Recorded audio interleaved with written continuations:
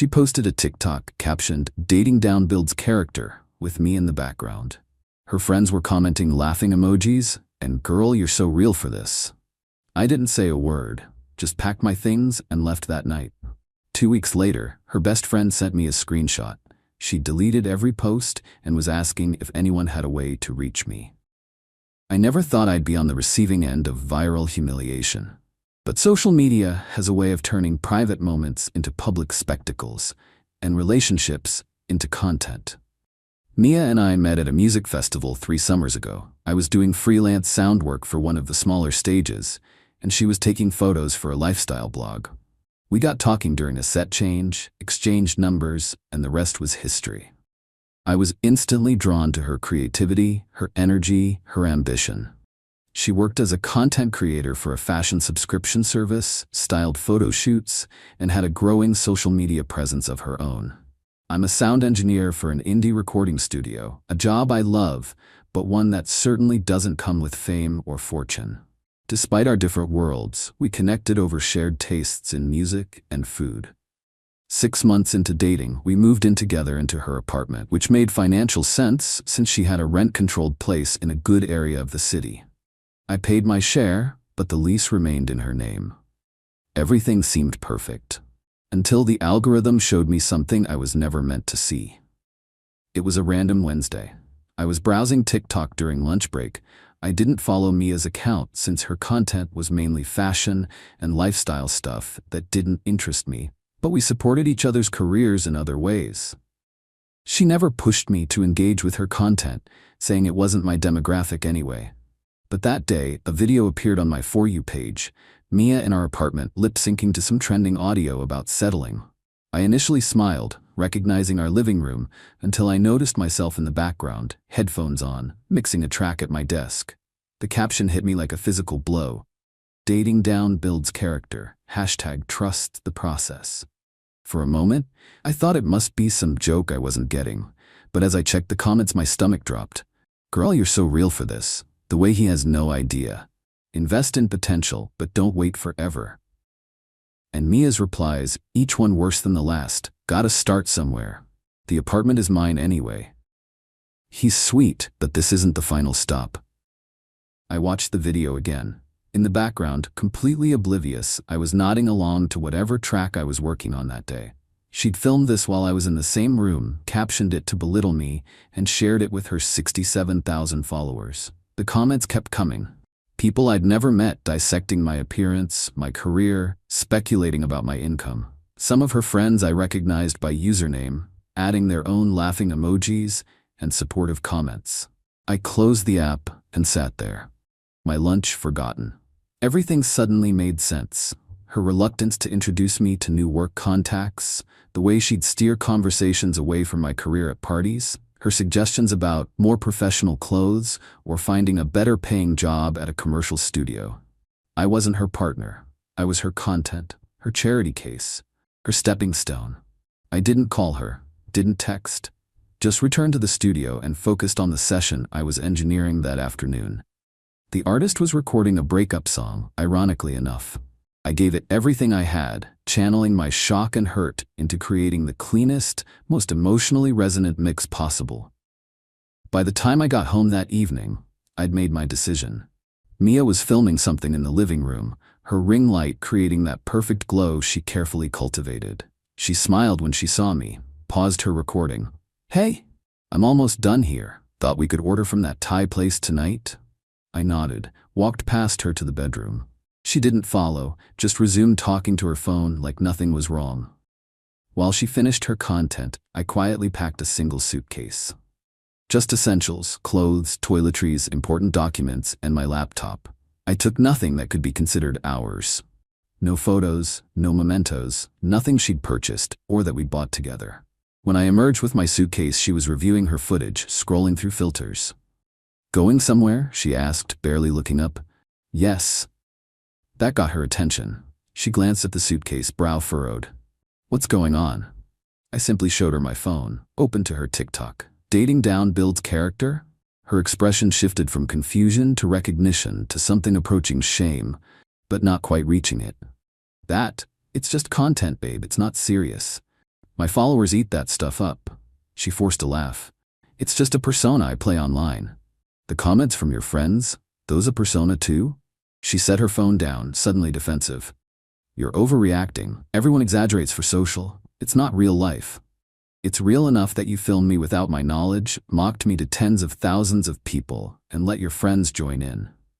I picked up my suitcase. If I'm holding you back from whatever level you think you should be dating at, I'll remove myself from the equation. Don't be dramatic. She stood now, annoyed.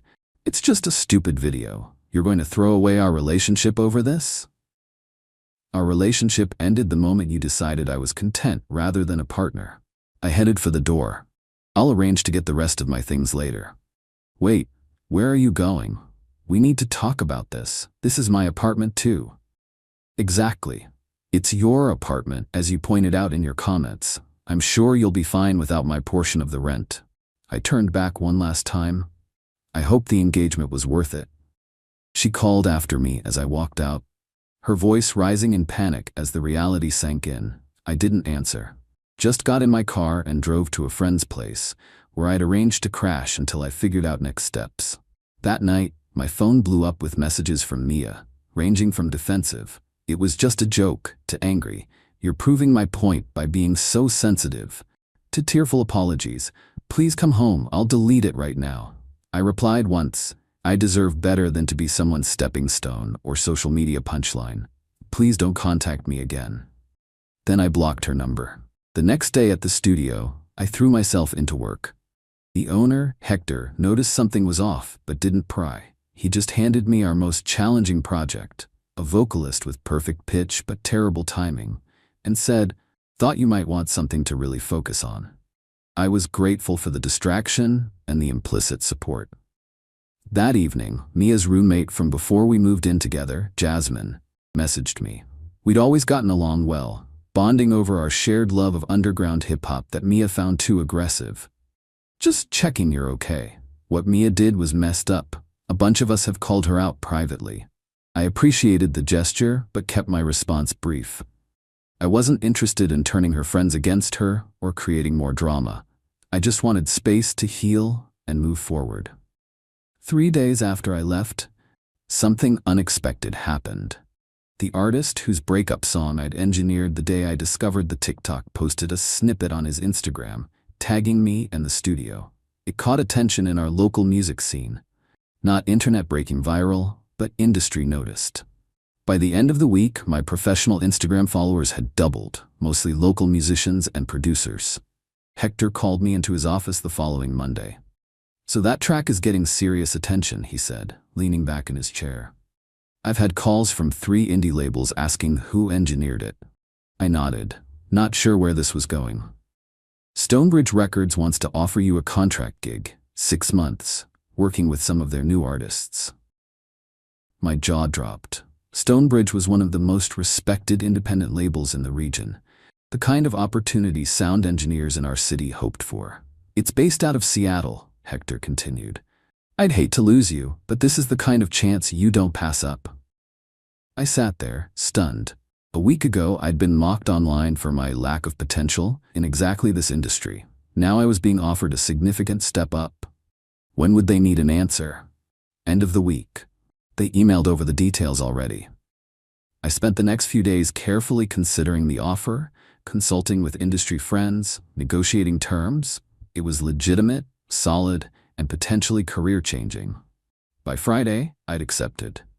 That weekend, I arranged to collect the rest of my things from Mia's apartment while she was at a content creator meetup. A mutual friend supervised to ensure everything went smoothly. I took only what was indisputably mine, leaving even gifts she'd given me.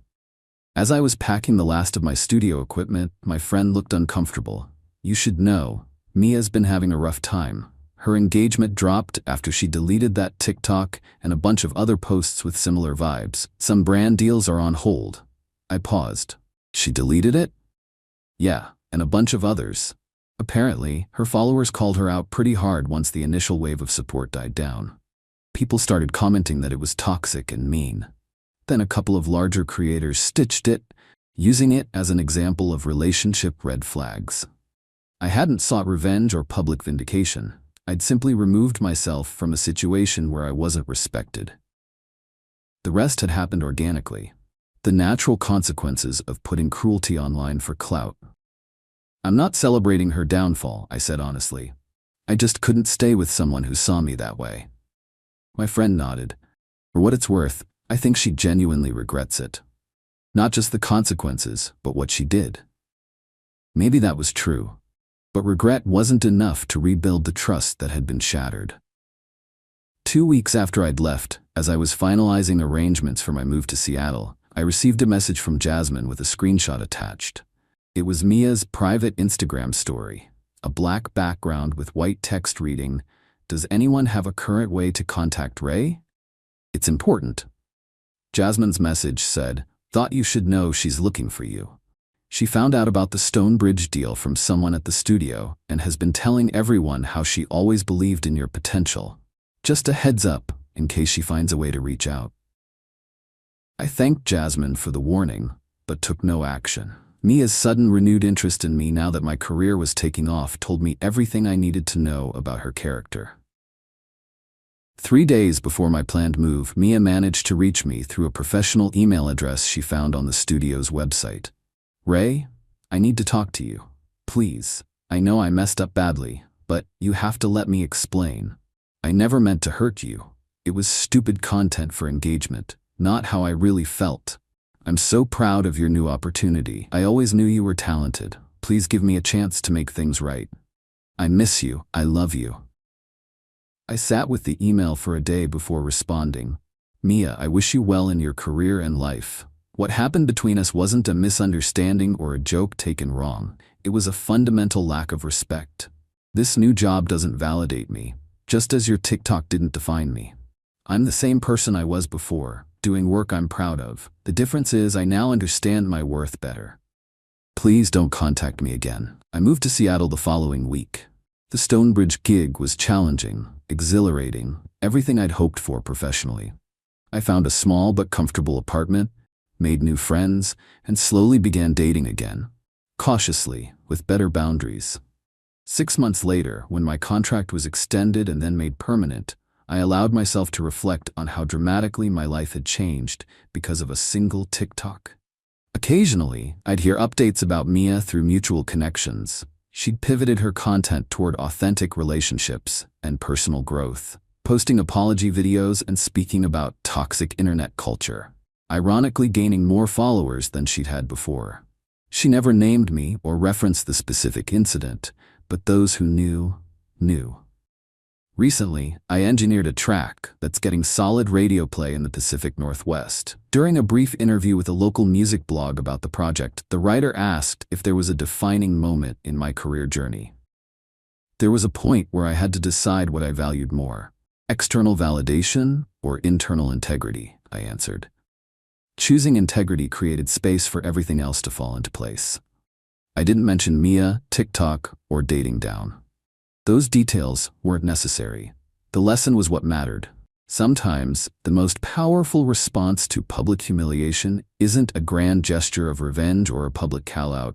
It's simply removing yourself from the situation, focusing on your growth, and letting the universe handle the rest. I didn't need to tear Mia down to rise. Walking away with dignity intact was all the statement I needed to make. Update. Since this post gained traction, I want to clarify something. This isn't a story about career success validating someone's worth. I would have made the same decision to leave regardless of what happened professionally afterward. The timing of the new opportunity was coincidental, not some karmic reward. Real growth came from recognizing my own value wasn't dependent on someone else's perception or social media metrics. For those asking, yes, Mia eventually did apologize properly. A private, heartfelt message acknowledging the real hurt she caused, with no excuses or attempts to reconcile. I appreciated that closure. We're not in contact, but I no longer harbor negative feelings. Life's too short, and honestly, that TikTok led me to where I needed to be. Just not in the way either of us expected.